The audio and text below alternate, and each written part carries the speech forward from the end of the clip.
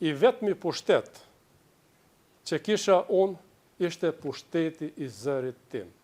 Sot, si mundet dikush të pretendoj se qëllimi ishte marrja e kontrollit të Kosovës, kur ne pranuam që bashkësia ndërkombëtare ta kishte fjalën kryesore në Kosovë. Fitoria e Kosovës ishte më shumë politike dhe diplomatike. Suksesi më i madh i popullit të Kosovës ishte bashkëpunimi plot dhe besimi me Perëndimin. Ata na ndihmuan pikërisht, sepse e dinin se kush ishim dhe çfarë qëllimi kishim. Unë me asnjë çmim, në asnjë rrethon, nuk do të rrezikoja këtë aleancë me asgjë në këtë botë. Sepse ashtu do të rrezikoja vetë lirinë e Kosovës, do të rrezikoja ekzistencën tonë kolektive. Synimi ynë ishte paqja, nuk ishte lufta. Kur bota demokratike vendosi të thras konferencën e paqes në Rambuje, ne ju përgjigjëm pozitivisht ftesës së tyre. Ushtria Çlirimtare e Kosovës ishte një nga 3 grupet përfaqësuese të Kosovës në këtë konferencë dhe përfaqësues të pavarur të tjerë. Megjithatë, gjatë gjithë procesit në Rambuje dhe Paris, ne punuam si delegacion i Kosovës. Pranuam marrëveshjen e paqes, edhe pse ajo nuk i plotësonte të gjitha kërkesat legjitime. Por Kosova zgjodhi paqen dhe demokracinë.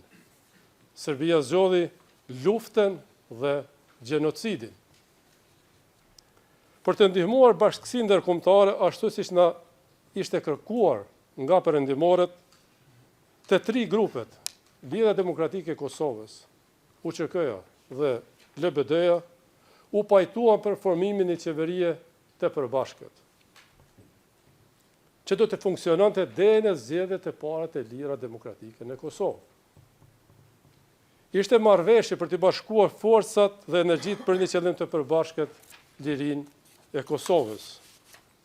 Sot, si mundet dikush të pretendoj se qëllimi ishte marrja e kontrollit të Kosovës, kur ne pranuam që bashkësia ndërkombëtare ta kishte fjalën kryesore në Kosovë.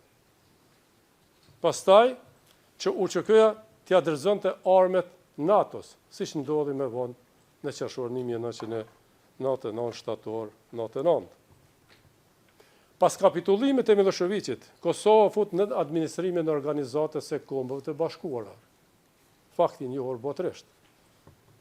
Unë miku sqaroj që në fillim se gjithë pushteti ekzekutiv, legjislativ dhe gjyqësor ishte në duart e tyre. Këto ishin rrethona krejt tjera.